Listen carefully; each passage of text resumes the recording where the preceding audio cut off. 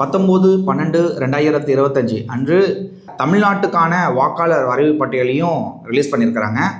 இதில் தமிழ்நாட்டுக்கு சில அதிர்ச்சி தரும் விஷயங்களையும் இந்த வாக்காளர் வரைவு பட்டியலில் சொல்லியிருக்கு இந்திய தேர்தல் ஆணையம். அது என்ன அப்படின்றத இந்த வீடியோவில் ஃபுல்லாக பார்க்கலாம் வாங்க. அதுக்கு முன்னாடி நம்ம சேனலுக்கு இப்போ தான் நீங்கள் ஃபஸ்ட் டைம் வரக்கூடிய சப்ஸ்கிரைபராக அல்லது வியூவராக இருந்தீங்கன்னா கீழே தெரியக்கூடிய சப்ஸ்கிரைப் பட்டனை கிளிக் பண்ணிவிட்டு பக்கத்தில் தெரியக்கூடிய ஆல் நோட்டிஃபிகேஷனை கிளிக் பண்ணிக்கோங்க. அப்போ தான் நம்ம போடக்கூடிய வீடியோஸ் நீங்கள் போய் தேட தேவையில்லை, உங்களுக்கு நோட்டிஃபிகேஷனாக வரும், நீங்களும் அதை பார்க்கலாம். இப்போ வாங்க வீடியோக்கு போகலாம்.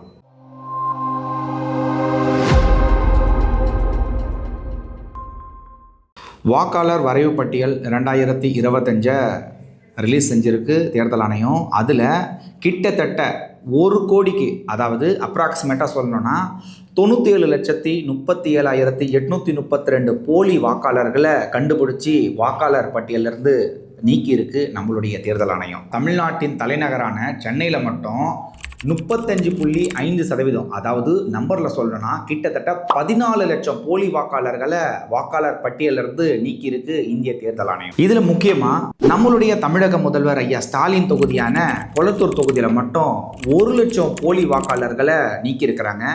அது மட்டும் இல்லை, நம்ம தமிழ்நாட்டின் துணை முதல்வர் ஐயா உதயநிதி ஸ்டாலின் தொகுதியிலையும், அதாவது அவருடைய சேப்பாக்க திருவள்ளூர் தொகுதியிலையும் கிட்டத்தட்ட 90,000 போலி வாக்காளர்களை கண்டறிந்து நீக்கியிருக்கு தேர்தல் ஆணையம். அதையும் மிஞ்சுற அளவுக்கு, இந்த 2 தொகுதிகளையும் மிஞ்சுற அளவுக்கு ஆலந்தூர் தொகுதியான அந்த தொகுதியில் மட்டும் 1,32,000 போலி வாக்காளர்களை கண்டறிஞ்சு ரிமூவ் பண்ணியிருக்கு இந்திய தேர்தல் ஆணையம். நீங்கள் கேட்கலாம், இந்த போலி வாக்காளர்கள்லாம் எந்த விதத்தில் இம்பேக்ட் பண்ண போகுதுன்னு சொல்லிட்டு நீங்கள் கேட்குறது எனக்கு புரியுது.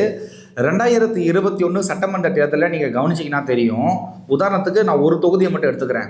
டி நகர் தொகுதியை நீங்கள் எடுத்துக்கிட்டீங்கன்னா அங்கே டிஎம்கே சார்பாக வேட்பாளராக ஜே கருணாநிதி அவர்களும் அதிமுக வேட்பாளர் சார்பாக சத்யநாராயணனும் தேர்தலில் போட்டிட்டாங்க. அந்த தேர்தல் முடிவில் 137 வாக்கு வித்தியாசத்தில் ஜே கருணாநிதி டிஎம்கே சார்ந்தவர் வின் பண்ணுறாரு. ஆனால் அந்த டி நகர் தொகுதியில் மட்டும் 18,772 போலி வாக்காளர்களை ரிமூவ் பண்ணியிருக்கு நம்மளுடைய இந்திய தேர்தல் ஆணையம். இப்போ பாருங்கள், இப்போ இந்த போலி வாக்காளர்களுடைய இம்பேக்ட் இந்த ஒரு டி நகர் தொகுதியில் மட்டும் எந்த அளவுக்கு கொடுத்துருக்குன்னு. இப்போது 2021 அந்த தேர்தலை கவனிங்களேன். டிஎம்கேனுடைய வெற்றி சதவீதம் அப்படின்னு வந்து பார்க்கும்போது 37% இருக்கிறாங்க. ஏடிஎம்கேன்றவங்க வந்து பார்த்தீங்கன்னா 34% இருக்கிறாங்க. இந்த 2 கட்சிகளுக்கான வாக்கு சதவீத வித்தியாசம் வந்து பார்த்தோன்னா 3% இருக்குது. ஆனால் இப்போ இவங்க கண்டறிஞ்ச அந்த போலி வாக்காளர்களே கிட்டத்தட்ட 15% போலி வாக்காளர்கள் கண்டுபிடிச்சி ரிமூவ் பண்ணியிருக்கு நம்மளுடைய தேர்தல் ஆணையம். இப்போது உங்களுக்கு எல்லாருக்கும் பிடிச்சிருக்கும் இந்த போலி வாக்காளர்கள் எந்த அளவுக்கு நடந்து முடிஞ்ச இந்த தேர்தலில் அவங்களோட இம்பேக்டை கொடுத்துருக்குறாங்க அப்படின்றது உங்களுக்கு தெரிஞ்சிருக்கும். இப்போ நீங்கள் கேட்கலாம், இதுதான் இறுதி வாக்காளர் வரைவு பட்டியலா அப்படின்னு கேட்கலாம். கிடையாது, இது வரைவு பட்டியல், அதாவது இறுதி வரைவு பட்டியலுக்கு முன்னாடி வரக்கூடிய ஒரு டிராஃப்ட். அந்த டிராஃப்டை தான் இப்போ வந்து ரிலீஸ் பண்ணியிருக்கிறாங்க. இந்த டிராஃப்டில் உங்களுடைய பேர் இருக்கா அப்படின்றத நீங்கள் செக் பண்ணிக்கோங்க. இல்லை பேர் உங்களது இல்லை அப்படின்ற பட்சத்தில் கவலையே பட தேவையில்லை. அதுக்கும் அவங்க வழி சொல்லியிருக்கிறாங்க. அதாவது ஃபார்ம் 16 சொல்லக்கூடிய புதிய வாக்காளர் சேர்றதுக்கான விண்ணப்பங்களையும் வந்து பார்த்தோன்னா அதுக்கான போர்ட்டலில் ரிலீஸ் பண்ணியிருக்கிறாங்க.